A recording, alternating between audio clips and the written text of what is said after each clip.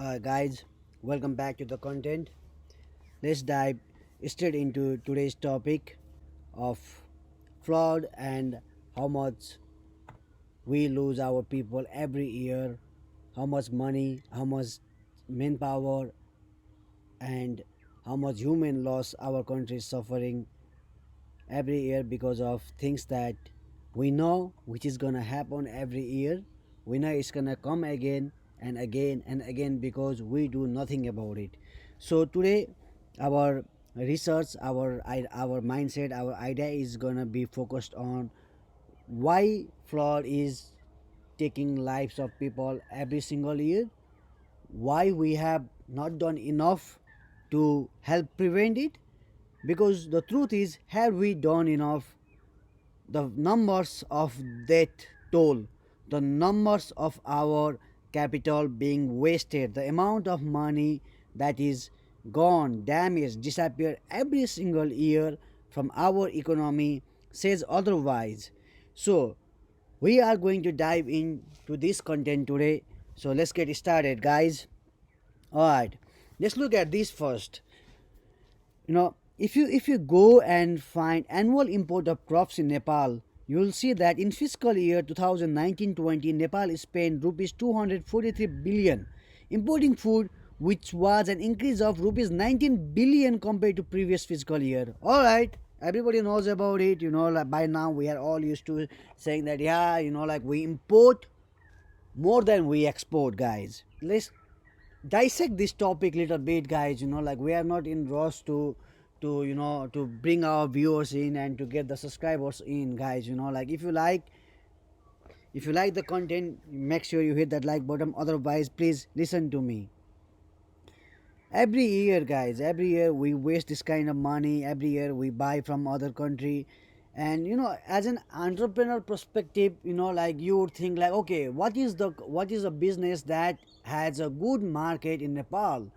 What can I do?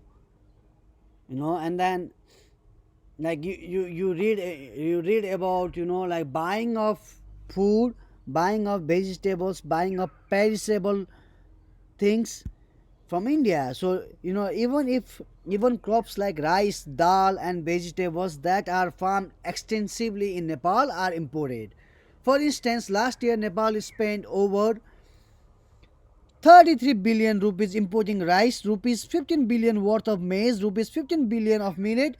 The country bought over 33 billion worth of vegetable mainly from India. Guys, we are buying vegetable from India. I'm not saying we should not buy. I'm not saying, like we should not. We buy things that are necessary. But if think about it is in an entrepreneur mindset, guys. Where do you find a business within a confined territory, within a country where it has a prospectus of booming up to 33 billion rupees? Something is off, guys. All right. So and now let's jump into another article that I found here. This article, guys, please have a look at the date. It is of June 25, 2019, and this is the similar cases of fraud and government and all that. So let's dissect this article also, guys. This is good. This is good. Please bear with me. All right. Government told to carry out rescue relief work. All right. Kathmandu, July 24. All right. Let's go down here, guys. There is something. NC, Nepali Congress President Sherbadu Deva condemned the government for not distributing relief materials to flood affected people in Tarai district. Deva, who recently toured Tarai district to assess damage caused by recent floods, said flood displaced people lacked food, clothes, and shelter. The government should have acted fast to provide relief to flood victims, but it did nothing in this regard. The government built very weak embankments in Tarai district, he said, and added that the government needed to help plans to address the problem of situation in the river. He also said that Nepal blamed India for food and flood and vice versa. Both countries should stop engaging in such allegation and counter allegation. Nepal should hold dialogue with India to find a solution to the problem for good.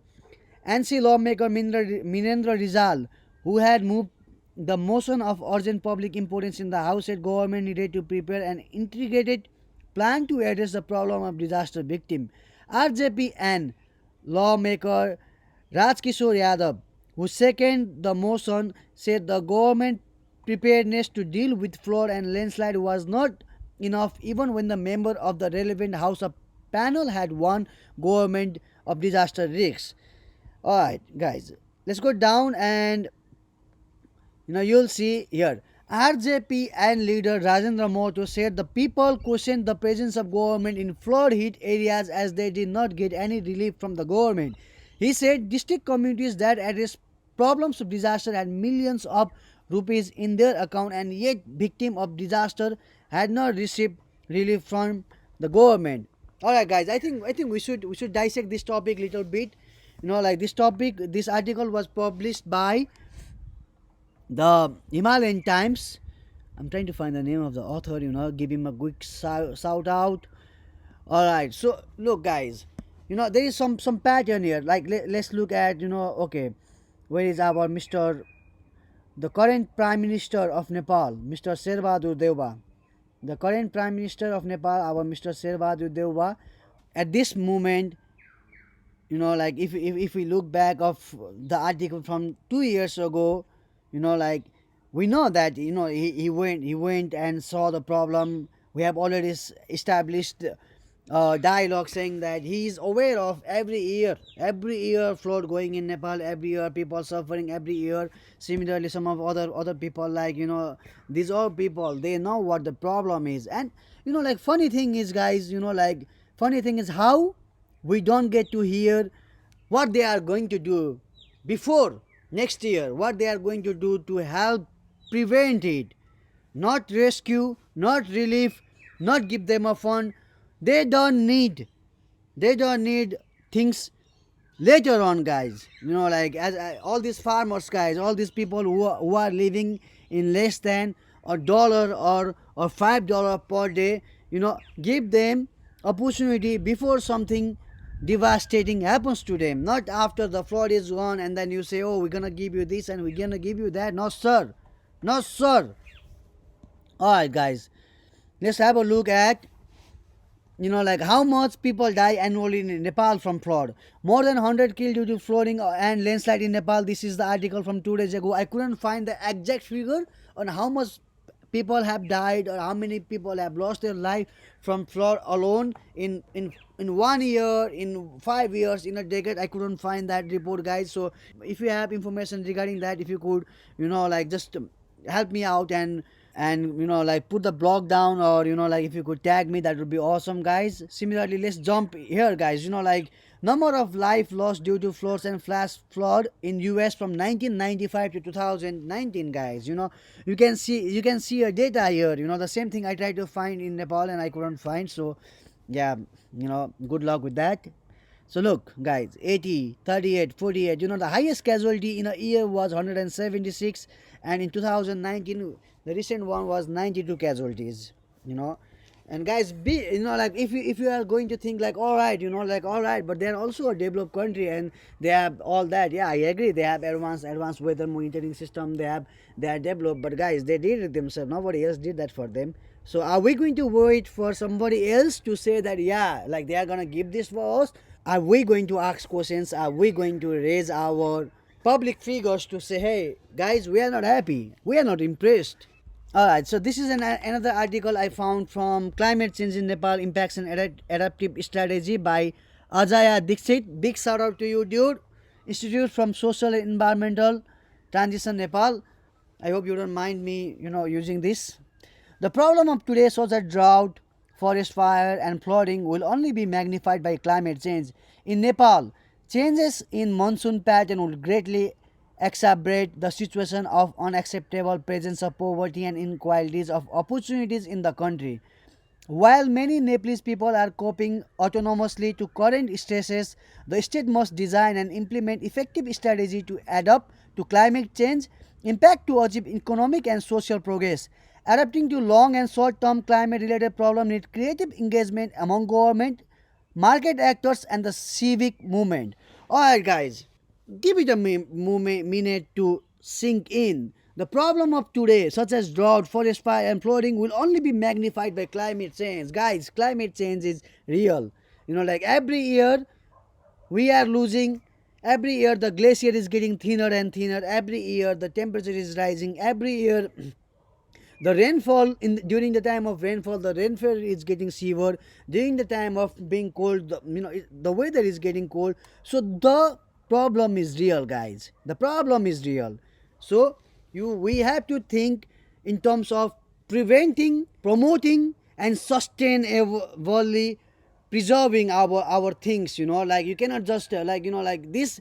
The method, the mindset the government adopts is wrong, guys. Like I wish I could say more, man. So let's look at this, guys. This is another from the Himalayan Times again. Nepal to upgrade weather forecasting system. This is again in 2017 January 2, guys. All right, let's read little bit. The government is going to upgrade its 72-hour based on short range weather forecasting system to numeric weather prediction system by 2018. I'm not sure, guys. I couldn't find any more in this. So if you know more about it, please leave a comment below. Let me know. The Department of Hydrology and Meteorology is installing weather radar and radio balloons at the earliest with the aim of making weather forecasting 100% accurate. All right, sounds like a plan, guys. The government has no option but to upgrade weather forecast system as we are preparing to jump to numeric weather prediction from currently applied subjective trend. He said there will be more drastic change in 2 years after adding radars and radio showed balloons. This is important, guys. Listen to this. Though most of the countries have applied high performance computer modeling system which gives up to 100% accurate weather forecast, Nepal has been relying on just 72 short range forecasting since long. The meteorology short range forecasting system gives up to 3 days weather prediction. There are three types of weather prediction system widely used to forecast weather from small places to global level. Europe, America, Australia, China, and most of the countries use long-range weather prediction system which collects data by using high-performance computer modeling system. Long-range system gives weather forecast up to 3 months and a season. Similarly, medium-range prediction gives data for 10 days and short-range prediction forecasts the data for 3 days. Weather expert Mani Ratna Sakya said Nepal and Bhutan are only two countries that use short-range weather prediction due to lack of advanced technology. He said giving less importance to weather forecasting has resulted in inaccurate forecast system. Alright, guys, I want to read this again. He said giving less importance to weather forecasting has resulted in accurate forecasting system. You know what they don't say in this? They don't say has resulted in countless number of people losing their life, hundreds and thousands of billions of Nepalese rupees being destroyed every year, so that we Nepalese people have to sacrifice our food, import when we have no money to import. Guys, this is crazy. This is crazy. Let me know what you think about this all, and leave a comment below, guys. There is much more to discuss in this topic. There is much more to dive into it. But guys, like I said, we are going to look about all this kind of thing. It's gonna be slow and long process. All right. Let me know what you think, guys. Thank you for watching.